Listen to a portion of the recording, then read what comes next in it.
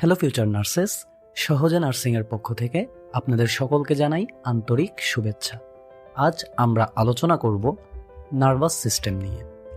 আশা করছি এই ভিডিওটা শেষ পর্যন্ত দেখলে আপনাদের নার্ভাস সিস্টেম সম্পর্কে একটি বেসিক এবং ক্লিয়ার ধারণা হবে। তাহলে চলুন আমাদের আলোচনা শুরু করি। নার্ভাস সিস্টেম হচ্ছে আমাদের শরীরের কমিউনিকেশন সেন্টার। এটি আমাদের শরীরে প্রত্যেকটি অর্গানকে একে অন্যের সাথে কানেক্ট রাখার জন্য একটি নেটওয়ার্ক তৈরি করে রাখে। ওই নেটওয়ার্ককে ইউজ করে আমাদের শরীরের চিন্তা, চেতনা, অনুভূতি থেকে শুরু করে আমাদের মুভমেন্ট, ডাইজেশন, রেসপিরেশন, সার্কুলেশনের মতো প্রত্যেক ফিজিক্যাল অ্যাক্টিভিটিকেই কন্ট্রোল করে আমাদের নার্ভাস সিস্টেম। একটি অর্গানাইজেশনে যেমন সেন্ট্রাল লিডার যারা থাকে তারা ডিসিশন মেকিং করে থাকে এবং যারা ওয়ার্কার থাকে তারা ওই ডিসিশনগুলোকে এক্সিকিউট করে এবং অর্গানাইজেশনের সমস্ত ইনফরমেশন সেন্ট্রাল বডিকে প্রোভাইড করে থাকে। ঠিক একইভাবে আমাদের বডিকে যদি আমরা একটি অর্গানাইজেশনের সাথে তুলনা করি তাহলে দেখতে পাবো আমাদের বডিতেও এ ধরনের সেন্ট্রাল অথরিটি রয়েছে যারা আমাদের বডির সমস্ত রকম ডিসিশন মেক করে থাকে। সেই সেন্ট্রাল অথরিটি হচ্ছে আমাদের ব্রেন এবং আমাদের স্পাইনাল কর্ড। তাই ব্রেন এবং স্পাইনাল কর্ড নিয়ে গড়ে ওঠে আমাদের সেন্ট্রাল নার্ভাস সিস্টেম। আমাদের বডির সমস্ত রকমের ইনফরমেশন আমাদের সেন্ট্রাল নার্ভাস সিস্টেমে পৌঁছে দেওয়া এবং সেন্ট্রাল নার্ভাস সিস্টেমের মেক করা ডিসিশন আমাদের বডির নির্দিষ্ট অর্গানগুলোতে পৌঁছে দেওয়াই হচ্ছে পেরিফেরাল নার্ভাস সিস্টেমের মূল কাজ। তার মানে হলো পেরিফেরাল নার্ভাস সিস্টেম আমাদের সেন্ট্রাল নার্ভাস সিস্টেম দ্বারা গৃহীত ডিসিশনগুলোকে এক্সিকিউট করে এবং আমাদের বডির সমস্ত রকমের ইনফরমেশনগুলো আমাদের সেন্ট্রাল নার্ভাস সিস্টেমে ডেলিভারি করে। পেরিফেরাল নার্ভাস সিস্টেম অসংখ্য নার্ভের সমন্বয়ে গঠিত হয়। এই নার্ভগুলোকে প্রধানত দুটি ক্যাটাগরিতে আমরা বিভক্ত করতে পারি।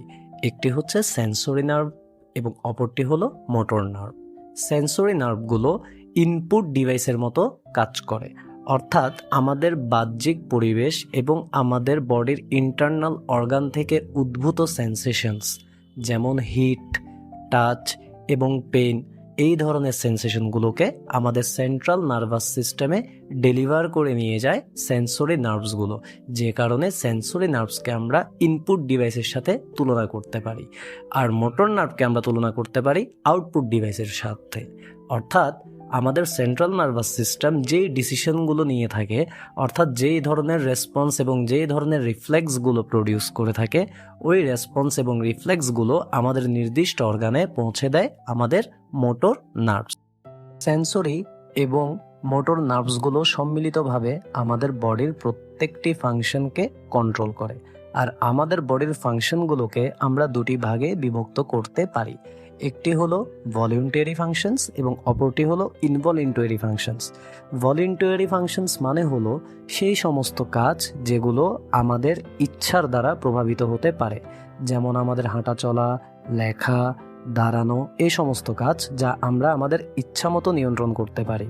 আর ইনভলিউন্টারি ফাংশনস হলো সেই সমস্ত ফাংশন যেগুলো আমরা আমাদের ইচ্ছে মতো নিয়ন্ত্রণ করতে পারি না, যেমন আমাদের ডাইজেশন, সার্কুলেশন, রেসপিরেশন ইত্যাদি।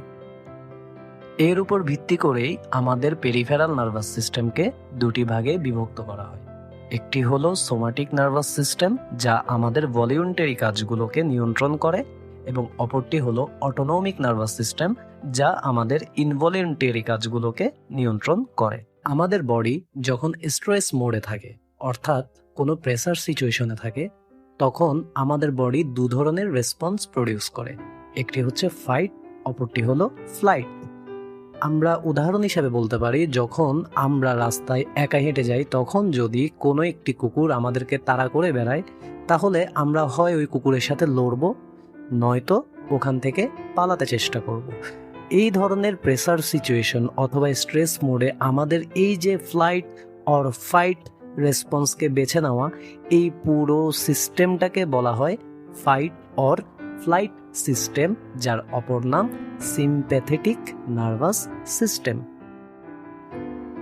আমাদের বডি যখন রেস্ট মোডে থাকে, অর্থাৎ আমাদের বডি যখন রিল্যাক্স থাকে, তখন আমাদের শরীরের কিছু নির্দিষ্ট সিস্টেম সুন্দরভাবে পরিচালিত হয়, যেমন আমাদের ডাইজেশন, সার্কুলেশন, রেসপিরেশন ইত্যাদি। এই যে রেস্ট মোডে আমাদের বডির ফাংশনগুলোকে কন্ট্রোল করা, এই পুরো সিস্টেমটাকেই বলা হয় প্যারাসিম্প্যাথেটিক নার্ভাস সিস্টেম। আমরা আমাদের নার্ভাস সিস্টেমকে ক্লাসিফাই করলে দুটো পার্ট পাবো, একটি হলো সেন্ট্রাল নার্ভাস সিস্টেম, অপরটি হলো পেরিফেরাল নার্ভাস সিস্টেম।